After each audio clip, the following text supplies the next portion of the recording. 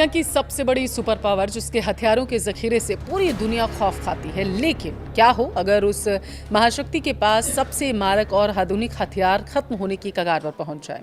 पिछले 5 महीनों से अमेरिका और ईरान के बीच चल रहे युद्ध ने एक ऐसी स्थिति पैदा कर दी है जिसकी कल्पना शायद पेंटागन ने कभी की ही नहीं होगी। देखिए, एक चौंकाने वाली रिपोर्ट सामने आई है। इसके मुताबिक इस युद्ध में अमेरिका ने अपनी सबसे अहम और एडवांस मिसाइलों का लगभग पूरा ही स्टॉक खत्म कर दिया है। आज के इस वीडियो में हम समझेंगे कि कैसे ईरान युद्ध ने अमेरिकी मिसाइल गोदामों को खाली करने का काम कर दिया, क्यों एटएसएमएस और पैट्रियट जैसी मिसाइलों का कम होना और अमेरिका के लिए एक रेड अलर्ट ये साबित होने जा रहा है, और अगर ऐसे में चीन या रूस ने कोई चाल चल दी तो अमेरिका आखिर क्या करेगा, क्या कदम उठाएगा। वीडियो को अंत तक जरूर देखिएगा क्योंकि असली कहानी इन आंकड़ों के पीछे ही छिपी हुई है। नमस्कार, आपके साथ मैं पल्लवी रविंद्र सिंह।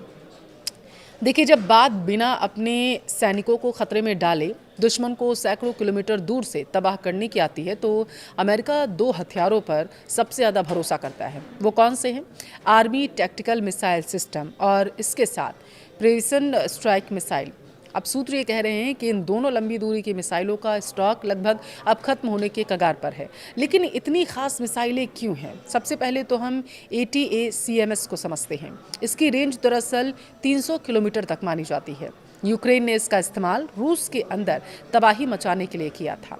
अब बात करेंगे PRSM की। यह देखिए नई जनरेशन की मिसाइल है जिसकी रेंज 400 से 500 किलोमीटर मानी जाती है। यह अभी नया सिस्टम है और इसलिए इसका स्टॉक जैसे ही कम था और अब यह पूरी तरीके से दबाव में आ चुका है। आप सोचिए, अगर ज़मीन से ज़मीन पर वार करने वाली यही ब्रह्मास्त्र मिसाइलें खत्म होने के कगार पर पहुंच जाए तो सेना की आक्रामक ताकत कितनी ज़्यादा कम हो जाएगी। अगर आपको लग रहा है कि बात सिर्फ हमला करने वाली मिसाइलों की है तो आप गलत हैं। अमेरिका की रक्षा करने वाले डिफेंस सिस्टम का भी बुरा हाल हो चुका है। Think tank CSIS centre for strategic and international studies के एनालिसिस के चौंकाने वाले आंकड़े सामने आए हैं। और ये आंकड़े क्या कहते हैं मैं आपको 1 to 1 समझाऊंगी। देखिए, पहला पॉइंट, पैट्रियट की बात कर लेते हैं। दुनिया का सबसे मशहूर एयर डिफेंस इंटरसेप्टर। युद्ध से पहले अमेरिका के पास 2200 पैट्रियट मिसाइलें थी, लेकिन अब इसका लगभग 65% स्टॉक खत्म हो चुका है। दूसरे नंबर पर आता है थाड, यानी बैलिस्टिक मिसाइलों को रोकने वाला ये सिस्टम लगभग 38% खाली होने की कगार पर पहुंच चुका है। तीसरा पॉइंट, टॉमहोक क्रूज मिसाइलें। अमेरिकी नौसेना की रीढ़ मानी जाने वाली इस मिसाइल का आधा ग्लोबल स्टॉक हवा में अब तो पूरी तरीके से उड़ चुका है। हालात तो इतने ज़्यादा गंभीर हो चुके हैं कि अमेरिकी सेंट्रल कमांड यानी सेंटकॉम को अपने मिसाइल भंडार की कमी पूरी करने के लिए दुनिया के दूसरे हिस्सों में रखे अमेरिकी कमांड से हथियार उधार मांगने पड़ रहे हैं। राष्ट्रपति डोनाल्ड ट्रंप ने फरवरी में इस युद्ध की शुरुआत की थी। उम्मीद थी कि अमेरिका ताकत के आगे ईरान कुछ ही हफ्तों में घुटने टेक देगा, लेकिन 5 महीने बाद भी युद्ध लगातार जारी है। अब वाशिंगटन में चिंता ईरान की उतनी नहीं है जितनी चीन और रूस की सताने लगी है, क्योंकि अमेरिका को लग रहा है ईरान तो लगभग अब घुटने टेक चुका होगा। अगर अमेरिका को नुकसान हो रहा है तो जाहिर सी बात है अमेरिका सोच रहा है कि ईरान को भी नुकसान हो रहा होगा। लेकिन इस दरमियान जो रिपोर्ट्स में दावा किया जा रहा है कि अमेरिका के पास स्टॉक खत्म हो रहा है, तो अगर इस दरमियान रूस और चीन कोई कदम उठा लेते हैं तो अमेरिका की टेंशन बढ़ जाएगी। अगर अमेरिका की पैट्रियट और ATACMS खत्म होते हैं तो यूक्रेन को मिलने वाली मदद पूरी तरीके से रुक जाएगी। और सबसे डर तो इस बात का है कि इंडो पैसिफिक रीजन, अगर चीन ने ताइवान पर हमला कर दिया या फिर इंडो पैसिफिक में कोई बड़ा संकट आ गया तो अमेरिका के पास लड़ने के लिए हथियार नहीं होंगे, जैसा रिपोर्ट्स में दावा किया जा रहा। अब देखिए, एक्सपर्ट्स इसे अमेरिका के लिए एक टेम्परेरी वीकनेस यानी कि अस्थायी कमजोरी मान रहे हैं। अब आप सोच रहे होंगे कि अमेरिका तो हथियारों का सबसे बड़ा सौदागर माना जाता है, वो खुद दूसरे देशों को हथियार देता है कि जाओ युद्ध करो जा करके, सामने भले ही नहीं आता है। हमने देखा है, यूक्रेन हो गया चाहे अन्य देश हो गए, हर जगह से ऐसी तस्वीरें हमने देखी हैं। और वो मिसाइलें क्यों नहीं बना लेता? अब जवाब है वक्त, यानी डिफेंस एक्सपर्ट मार्क कैंशियन के मुताबिक जो स्टॉक खत्म हुआ उसे वापस भरने में कम से कम 3 साल का समय लग सकता है। देखिए, मौजूदा प्रोडक्शन रेट की बात करें तो अमेरिका हर महीने सिर्फ 20 पैट्रियट मिसाइलें और 15 टॉमहॉक मिसाइलें ही बना पा रहा है।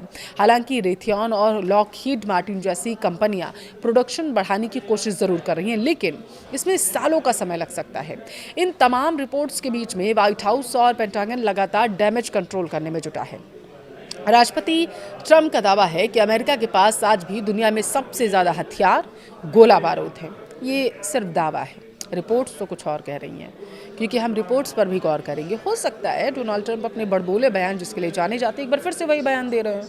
देखिए, पेंटागन के प्रवक्ता शॉन पार्नेल ने भी भरोसा दिलाया है इस बीच कि अमेरिकी सेना किसी भी समय किसी भी संकट का सामना करने के लिए पूरी तरीके से तैयार है और मिसाइलों का उत्पादन रिकॉर्ड स्तर पर पहुंच रहा है।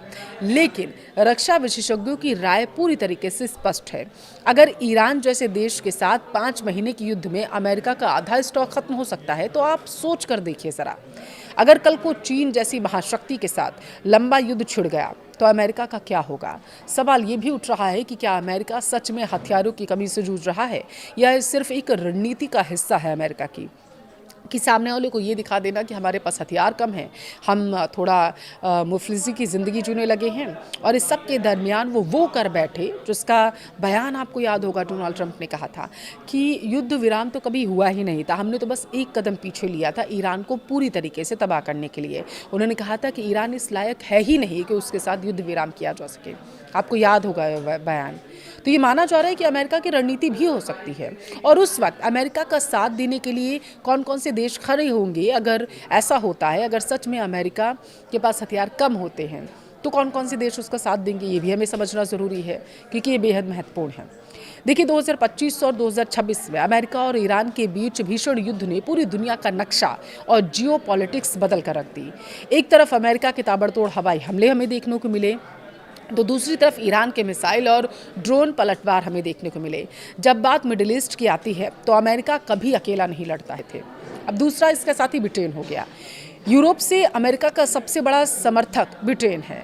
The house of Commons library की रिपोर्ट के अनुसार यूके ने सीधे तौर पर ईरान पर हमला तो नहीं किया, लेकिन अमेरिका को अपने मिलिट्री बेस जैसे डिएगो गार्सिया और RAF फेयरफोर्ट इस्तेमाल करने की पूरी तरीके से इजाज़त दी थी, ताकि हॉर्मुज स्ट्रेट में ईरानी मिसाइलों और हमलों का मुकाबला अमेरिका कर सके। तीसरा नंबर पर आता है सऊदी अरब। देखिए, अन्य खाड़ी देश भी इसमें शामिल होते हैं, हमें ये भी ध्यान रखना होगा। जुलाई 2026 तक आते आते सऊदी अरेबिया ने भी इराक में मौजूद ईरान समर्थित लड़ाकों पर हमला करना शुरू कर दिया था। अमेरिका का साथ दिया। इसके अलावा UAE की बात करेंगे, और कुवैत, ईरान उसके गुटों के खिलाफ जवाबी कार्रवाई करते हुए नजर आए थे। कुल मिलाकर अमेरिका को पश्चिमी देशों के साथ साथ अरब देशों का भी खुला समर्थन मिला है, जिससे ईरान पूरी तरीके से घिर चुका। अब बात करेंगे सबसे अहम हिस्से की। इस पूरी जंग की जड़ ही यही थी, ईरान का न्यूक्लियर प्रोग्राम। अमेरिका और इजराइल का मुख्य लक्ष्य ईरान को परमाणु बम बनाने से रोकना था, लेकिन क्या वो इसमें पूरी तरीके से सफल हुआ? क्या आप सोचते हैं वो सफल हुआ? दरअसल जून 2025 में जब इंटरनेशनल एटॉमिक एनर्जी एजेंसी ने कहा कि ईरान ने नियमों का उल्लंघन किया है, तो अमेरिका और इजराइल ने मिलकर ईरान के नातांज, इस्फहान और इसके अलावा फोर्डो न्यूक्लियर साइट्स पर भारी बमबारी कर दी थी। जैसे वो ताक में बैठे हुए थे कि बस ईरान कोई गलती करो और हम उस पर बम बरसाना शुरू कर दें। न्यूक्लियर थ्रेट इनिशिएटिव यानी NTI के मुताबिक इन हमलों ने ईरान की यूरेनियम इनरिचमेंट क्षमता को भारी नुकसान पहुंचाया था। लेकिन क्या ईरान का न्यूक्लियर सपना हमेशा के लिए इसके साथ खत्म हो गया था? आप सोचते हैं ऐसा? ये सवाल आपके मन में कभी आया है? तो इसका जवाब है नहीं। अब ऐसा मैं क्यों कह रही हूँ वो समझिए। देखिए, the international institute for strategic studies की एक विस्तृत रिपोर्ट सामने आई थी, जिसमें कुछ चौंकाने वाले तथ्य सामने आए थे। पहला तथ्य क्या था? 400 किलो यूरेनियम गायब। यानी हमलों से ठीक पहले ईरान ने अपने करीब 400 किलोग्राम 60% एनरिच्ड यूरेनियम को कहीं सुरक्षित जगह पर शिफ्ट कर दिया था, और यही ईरान की सबसे बड़ी ताकत माना जा रहा है। यह इतना यूरेनियम है जिससे और ज़्यादा एनरिचमेंट के बाद कुछ ही हफ्तों में कई परमाणु बम बनाए जा सकते हैं, और इसी बात का डर अमेरिका को है। दूसरा पॉइंट है सुरक्षित खदानें। ईरान के पास 14 यूरेनियम खदानें हैं जिन पर अमेरिका या इजराइल का कोई भी बम नहीं गिरा है, ये रिपोर्ट में दावा किया गया था। यानी कच्चा माल आज भी मौजूद है और सुरक्षित है ईरान के पास। ये भी टेंशन की बात है। तीसरा है तकनीकी ज्ञान। देखिए, सबसे बड़ी बात, आप बिल्डिंग्स गिरा सकते हैं, लेकिन वैज्ञानिकों के दिमाग से फॉर्मूला तो नहीं मिटा सकते। आप उन्हें बम बनाने से रोक सकते हैं, आप युद्ध में उन्हें घेर सकते हैं, लेकिन दिमाग की बातें कहाँ लेकर जाएंगे भाई?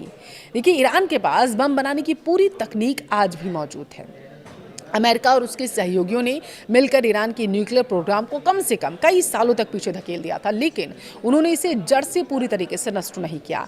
अगर ईरान ने ठान लिया कि उसे छुपकर परमाणु बम बनाना ही है, तो उसके पास अभी भी रॉ मटेरियल है और तकनीकी क्षमता भी बची हुई है। वैज्ञानिक है भाई उसके पास, वो बना लेगा। अब देखिए, दूसरी तरफ आता है ग्लोबल कॉन्फ्लिक्ट ट्रैकर के अनुसार ईरान के अंदर भी भारी आर्थिक संकट और सरकार विरोधी प्रदर्शन देखने को मिले। ऐसे में देखना यह भी दिलचस्प होगा कि क्या ईरानी सरकार फिर से न्यूक्लियर बम की तरफ भागेगी या फिर अंतर्राष्ट्रीय दबाव में आकर कोई नया शांति समझौता करती हुई नजर आएगी, साइन कर देगी कुछ। देखिए, जियोपॉलिटिक्स की दुनिया बहुत ही तेजी से बदल रही है।